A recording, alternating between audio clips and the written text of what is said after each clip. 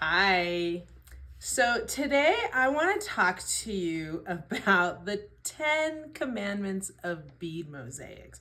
Now, this is kind of a comical topic, but there are 10 things that thou shalt do or not do when making bead mosaics. And they're things that I just want to share with you because I've learned them the hard way over time.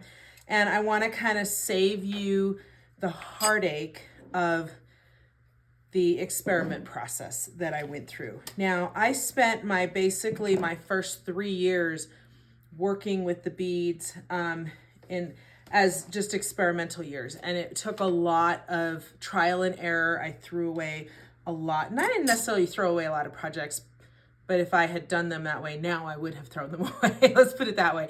But at the time, they were valuable to me. I gave them to family members. I had fun experimenting and trying new things. But in all seriousness, it did cost me a lot of money to do that experimentation and 3 years of time before I kind of figured out all the bugs.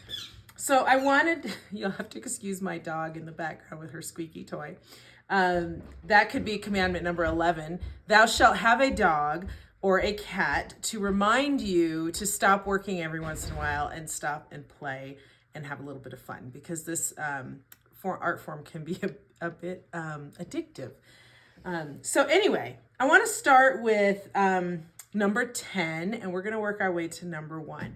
So number 10 of the 10 commandments of bead mosaics is 1, always start with a solid surface. Now, I get a lot of questions from people about wanting to use canvas or canvas board in order to create their bead mosaics. And the main reason that you don't want to do that is because you don't want a surface that will absorb water. The glue that I developed is mainly water-based, and I encourage you to use water-based glues because they are less toxic than all the other chemical-based glues out there, and I don't want you breathing things and dying because you're trying to use other glues. But you don't want something that's going to absorb moisture. And also, one of the things about the strength of a solid base is that it's going to add to the strength of the beads that are adhered to it.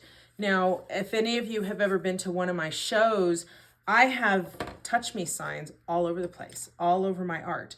There are signs that encourage people to touch and enjoy the art. Now, I'm going to show you with this piece, which is kind of large. Sorry about that. But anyway, these are tough. This is a cabinet door that I used, an old repurposed one. You can see the back. It used to be brown, and it has the holes in the side to put your cabinet hardware on. This is one of the most solid surfaces you can use, but the strength of the board also lends to the strength of the mosaic, because if you have any bend or flex in it, it is going to break the bond of the beads, and then it's a weak point. So number 10, always work with a solid base. I've used plastics, I've used glass, I've used everything under the sun that's solid. Some things are better than others for various reasons, but that's commandment number 10. Now, commandment number 9, do not use plastic beads. There are a lot of beads that look like they're plastic, especially the opaque beads. Like these actually look like they're plastic white with orange stripes, but these are glass. I learned very quickly that plastic beads tend to fade over time, and they also might react to different glues. Now, the Sabrina skinny glue that I developed doesn't usually have a problem with that, but the plastic beads, they don't last as long. They also are a different density and weight than a glass bead. And so when you pour that liquidy glue on top, sometimes the plastic beads will float up to the top and move around. So you want to avoid that. So commandment number 9, don't use plastic beads. I try to stick with glass or natural stone. And you would be amazed at how many choices there are in glass. And so just keep an eye out for that. If you are going to use plastic beads, like any specialty beads or something, or acrylic, then just make sure that you glue them properly, and also be sure that any finishes, like the spray acrylic glaze, is not going to affect that. Because I have had projects that I sprayed at the end that had specific elements in it that were not glass, and they were ruined just because of the spray at the end. So be very, very careful with that. Plastics tend to react to other chemicals, not in the most favorable way. So number 10, use a solid surface. Number 9, thou shalt not use plastic beads. Now, number 8, commandment number 8, thou shalt wait for your glue to dry. Now, I realize that we are an impatient lot. The glue, my skinny glue, yeah, it takes 24 hours on a good day to dry. If you live in a really humid environment, sometimes that can be 36 hours. Or 72, up to 72, I've seen it take in the humid months of the summer on the East Coast. It's just kind of part of the game. But when you try to rush this art form, you usually end up not so happy with the results, because you need to allow the glue to cure. It's not just about letting it dry to touch. That's just one level of dryness, but you want to allow it to cure. And the longer glue has to cure, the stronger the bond is. And then when you cover it with things like the acrylic glaze, that's not going to affect it at all. But if you have glue that hasn't had time to cure and you put acrylic glaze on top of it, then those two could react together, or your piece could become soft, and then that finish is never truly the way it's supposed to be because it's kind of gummy or tacky. A lot of times people will call and say, well, I sprayed the acrylic glaze and it's tacky, it's been 3 days. Probably because you didn't let the under glue cure long enough, or the temperature when you put the top stuff on was not right. But you want to allow your glues to cure. So that is commandment number 8, thou shalt let your glue dry. What I do to help combat that is I work on other projects.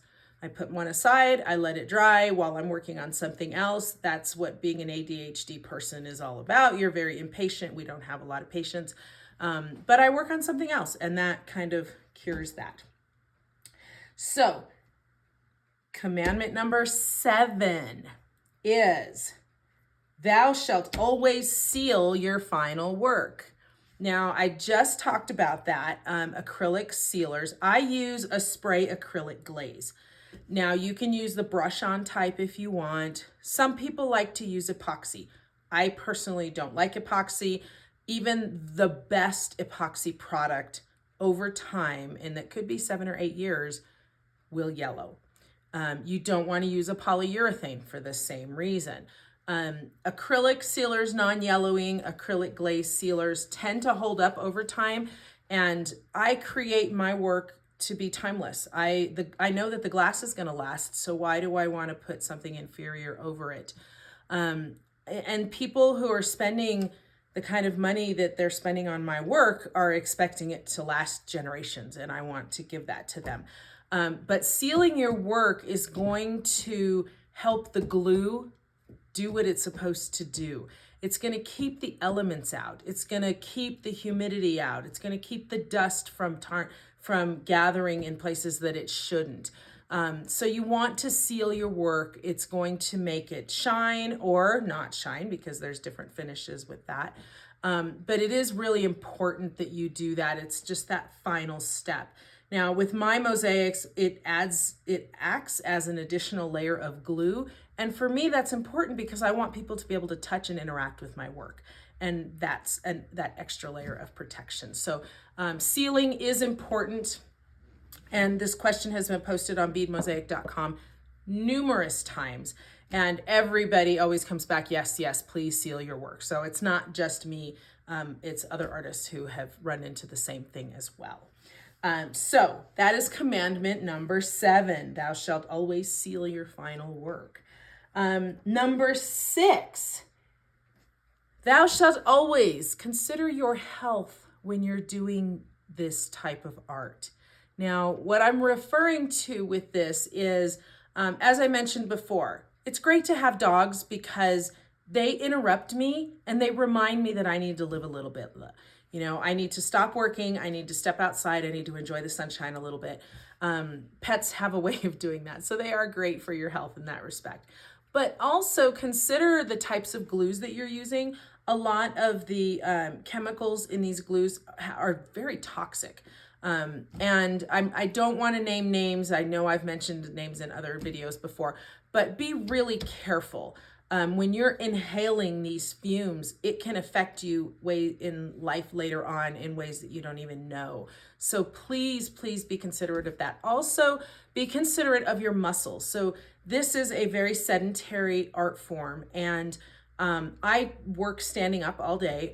The table that I use is an old drafting table that is, it sits up high and I can stand, and that helps me with fatigue. I also make sure that because I'm working on different projects throughout the day, I am changing my muscle structure. So sometimes I'm like this, I'm hunched over, but then I'm out in my wood shop and I'm working and my arms are open and I'm stretching those muscles. I do yoga on a regular basis as well to try to help kind of pull out those muscles and those knots that I get. It's also important to switch projects for your mind and your eyes. Those can also get very fatigued if you're hyper-focused on something. So for instance, when I'm working on my animal mosaics, those are hyper-focused types of projects. I will be looking through magnifiers or, readers or something like that. And if I do that for more than 2 hours, it hurts. And it can hurt me for days afterwards. So I switch to other projects and it switches my mind. It changes the focus of my eyes, my brain, my hands, so that I don't get, I don't use a lot of pressure on my tweezers, but that's something that, a lot of people do that. And so, just switch things out a little bit. Do something different. It'll completely change everything for you. Stretch yourself out. Give yourself time to rest and heal. And again, don't be, breathing fumes and inhaling fumes that you don't need to, because it's definitely not good for you. So that was commandment number 6. Thou shalt consider your health. Now we can get to commandment number 5, which goes with number 6. And I kind of mentioned that already. Thou shalt move and stretch regularly to fight fatigue. So as I mentioned, that with number 6 is move around, do different projects, do different aspects of your project. You might be working on beads in one project, and then you might be sanding and priming your boards to get ready for the next project. And then the other project is going to take you outside so that you can spray the glaze on top. Those are 3 very, very different things that you can do to counteract what you're doing to your body. So please, please take care of yourself. The next commandment, this is number 4. Thou shalt work in small sections. This seems like a kind of a weird commandment, but I have learned over the years that when I try to do too much, things happen. And I always joke that karma kicks in because that has happened to me. And I remember one particular project I was doing a wolf howling at the moon, and it had all these tribal symbols on it. It was full of detail, just tons and tons of little bitty compartments and little bitty things of detail. And I just got so into it that I didn't want to stop. And I kept going and going and going and putting more and more beads down and more beads down. And I was like, okay, I'll just pour it. And I had my drying rack. I've been always very good about having a drying rack right next to my workplace so that I can put those pieces into there. Well, I had this huge, almost half of it was done, and I had spent like 6 hours working on this thing. And I picked it up, it had glue on it, and all I had to do was turn around like this and put it like this, and something bumped me and beads went on the floor, and the beads were covered in glue, and I literally cried. I was so upset because I had put so much work into this thing. And then I had to pick up wet, gluey beads off the floor because you can't let them dry, and I had wood floors. So work in small sections. Don't be in such a hurry to get the whole thing done. Now, the kits that we sell on beadmosaic.com, I designed those so that they're easy enough that you can get through them in one day and you can glue them all at one time. They're pretty foolproof and they're pretty simplistic projects. So it's not as bad, but if you want to break those into small groups, I encourage you to do that. Very, very rarely would you ever see me work in areas that are more than 6 to 10 inches because it's just not worth the risk. Like I said, karma has a way of kicking in. So your commandment number 4, work in small sections. And that means, again, work on multiple projects at once so that you can do that. And then commandment number 3. This is a really, really important one. And I can't stress this enough. And this is something that I didn't want to take the time to do when I first started doing this. And a lot of people struggle with taking the time. But commandment number 3, thou shalt always prepare your surface properly before putting down beads. Now, this is, we sell these boards, these MDF boards that are ready to go. But one thing that you guys don't realize about these boards is that I already sanded these guys for you. So these boards, I say they're ready to go because they are ready to go. But when you have another surface like glass that you want to glue your beads onto, you can glue beads straight on and they will stick for a while. However, I have seen many a project where after a while, those beads do come off.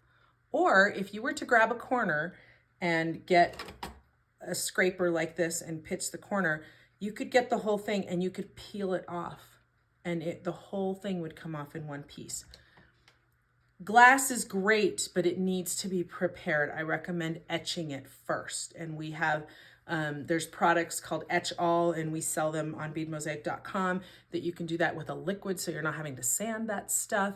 But any type of surface, if it's plastic, if it's glass, if it's wood, whatever you do, if it's not pre-prepped, then you need to do that work. And it could be as easy as just getting a sander.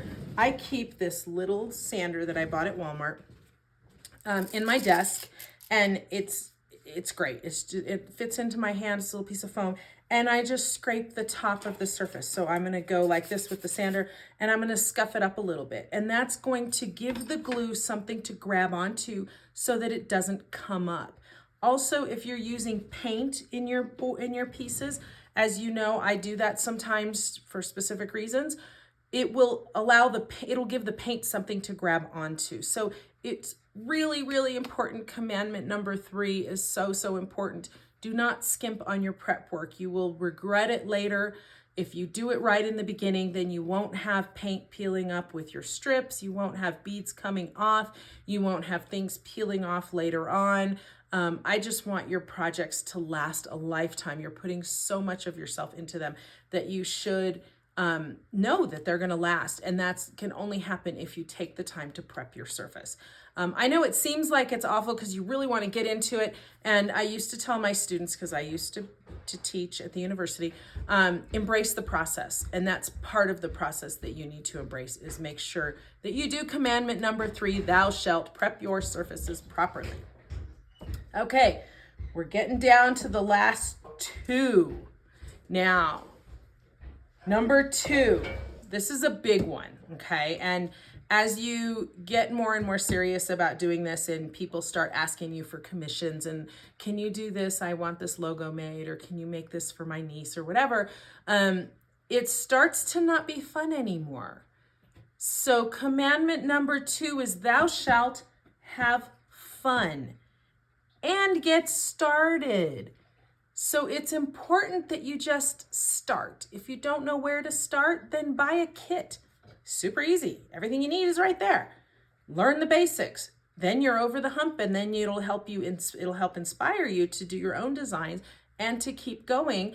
And maybe you need another kit that teaches you another technique, or maybe you need to join the subscription box club, the Bead Brave kit club, so that you don't have to worry about how to get started. You can just get one of your kits every other month and work on it. And I'm going to give you all the answers on how to do it. But get started. And don't forget to have fun. If you're not having fun on a project, I recommend putting it aside until you're ready to work on it again. And I do that all the time. Now, I know with social media, you guys think that I put out a new project every week and this and this and this. Well, that's social media. The reality is that I work in groups, and when I'm inspired, I can pump work out like crazy. If I'm not inspired, I'm not putting anything out. And I have had projects that have taken me years to finish. I will start it, I lose interest in it, or I lose my momentum. I went out of town, I came back, didn't feel it anymore. So I put the project away. And then I pull it out in 6 months. Maybe I'm feeling it, maybe I'm not. Sometimes I have to put that away. When I pull it out again, sometimes I will be inspired by something else that will take the project in a different direction, and that's okay. But don't not make it fun anymore. If commissions are piling up, then extend your time. If you know it's only going to take you 3 weeks to make it, then tell the people 6 weeks. That way it gives yourself extra time to get motivated and be in the right frame of mind so that you're creating and you're enjoying what you're doing, because it shows in your work. When you have fun and you're happy about what you're doing, your work shows that. So definitely commandment number 2, get started and have fun doing it. Now, I'm going to go over all the commandments before we get to number 1. So, the 10 commandments of bead mosaic. Number 10, always start with a solid surface. Number 9, thou shalt not use plastic beads. Commandment number 8, thou shalt wait for your adhesives to cure. Commandment number 7, always seal your final work. Commandment number 6, consider your health when choosing your glues and your adhesives. Commandment number 5, move and stretch regularly to help you fight fatigue. Commandment number 4, thou shalt work in small sections. Please, please, please remember that one. Commandment number 3, thou shalt always prepare your surface properly. Big, big, big one. Ding, ding, ding, ding, ding. That's why it's kind of at the top of the list. Commandment number 2, get started and have fun. And the number 1 commandment for making bead mosaics is buy more beads. I love beads. It's an addiction. I admit, Sabrina Fry, I am a bead addict. Most of you joining me on this are also bead addicts. But the joy about making bead mosaics is that we can use our addiction for good. Everyone has this thing. You love shopping for beads. You love the feel of beads. You love the variety of beads that are out there. When I buy beads, it inspires me to create more things.